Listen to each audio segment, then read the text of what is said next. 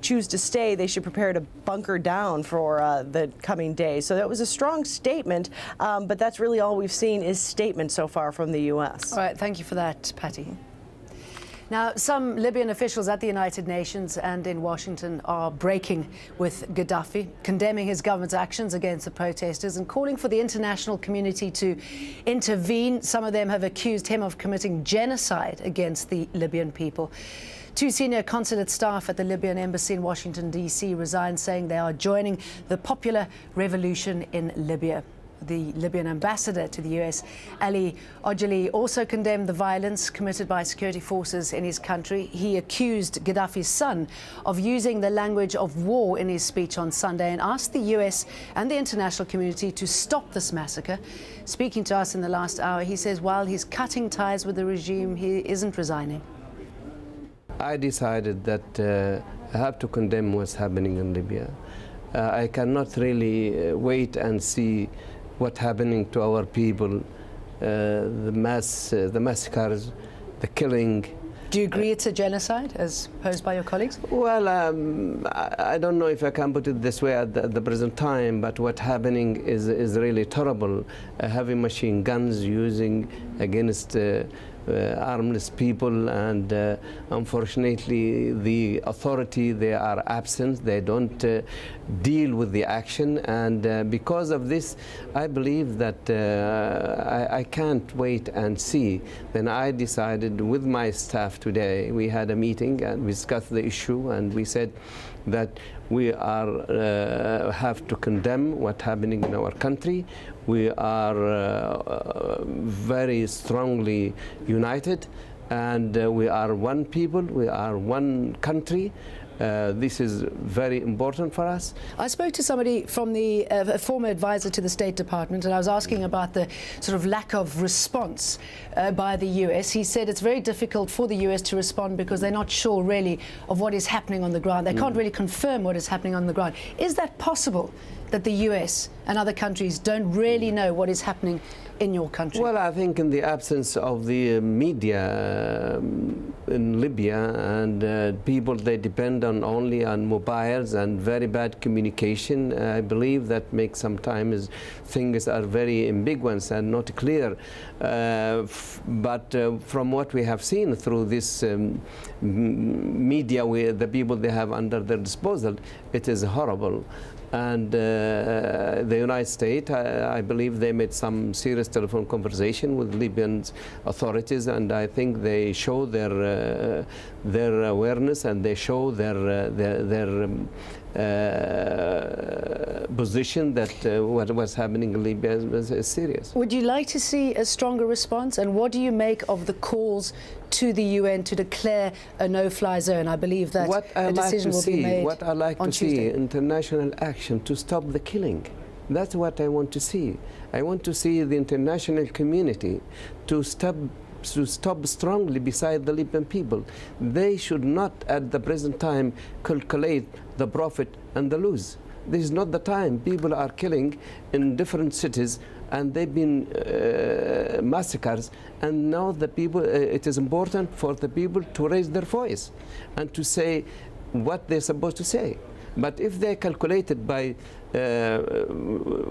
lose and win and lose, I think this is a very inhuman position. But going back to the no-fly zone, what are you hearing about that? Is that going to be declared? Is that something that could possibly Well, I think that the international community, they have everything necessary to stop these massacres.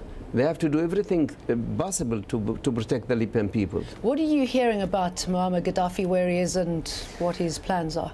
Well, I really don't know anything. I have received no information from Libya. The information I received, there comes only from the media, what I have seen, or from some telephone conversation. That's it. Well, Libya's deputy envoy to the UN told AlJazeera that the Libyan government had carried out, quote, crimes against humanity. And Ibrahim Dabashi urged the international community to investigate. Earlier, he spoke to my colleague, Kamal Santamaria. Well, what's going Libya is a real genocide against the Libyan people. The Colonel Gaddafi is shooting his own people, and really the international community has to take a clear position about against the regime. I think they cannot wait much longer. What's going now cannot keep anyone silent. I don't speak to Colonel Gaddafi. The only thing I tell him on the air now, he has to get out. Either he get out or the Libyan people will kick him out anyway. So that's what he has to know, and I think he knows it. He knows it, and he's trying to just delay his fate. Do you believe this entire regime is now crumbling? A lot of the guests we've had on Al Jazeera have been saying they think this is, it looks like the end of this regime. Yes, I think it is the end of the game. I think the fact he's continuing to kill his own people is the fact that the whole regime is crumbling, and we will soon see the fall of this regime. Well, Al Jazeera, Scott Heidler is at the United Nations in New York. There's been a lot of action at the UN today. Some of the Libyan diplomats calling for action there. What is it that they want? Jane, well, what they want is international action, as the deputy ambassador there said. He's saying, you know, if Muammar Gaddafi doesn't resign, he'll be kicked out.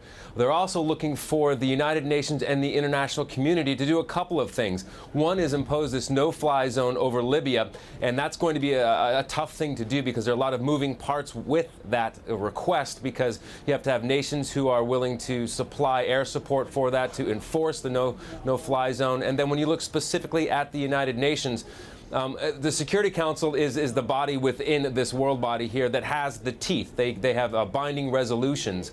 And for them to actually act on a resolution, it has to be brought up, the subject has to be brought up and then put forth in front of the Security Council. Then a resolution will come out of that. Those are a lot of steps to be done. You can imagine there's some behind-the-scenes negotiations and discussions happening right now. But what we've really been seeing, the activity we've been seeing here at the United Nations has been predominantly from the mission, the Libyan mission to the United Nations, like the interview we just saw, and a call for action from the international community. What they're actually going to do and what the United Nations actually is going to do, we'll probably hear in the coming hours, Jane. How much pressure was Ban Ki-moon able to put on Muammar Gaddafi when he spoke to him? Yeah, no, we got the statement earlier today, New York time in the morning, and essentially he said that he said that the violence has to stop, and it has to stop now. This statement was coming out from the Secretary General's spokesman's office, so obviously his side of the conversation was detailed much more than what maybe Colonel Gaddafi was saying on the other side. But he said that the violence has to stop now. Now, when you look back over the past couple of weeks, there have been a couple of statements like this issued by the Secretary General's spokesman's office. But compared to the others, this one was much more strongly worded, based on, you can imagine, the reports coming out of Libya, much more violent than what we've seen happening in other North African countries over the last couple of weeks. Right, Scott, let's leave you there at the UN. Go over to Barbara in London now for more on this. Barbara. Yeah. Jane, thank you. Well, lots of reaction from Europe, of course, to the events in Libya. But the most intriguing comments have come from the British foreign minister. He suggested Gaddafi might have already left Libya. Al Jazeera's Rory Challens is outside Britain's foreign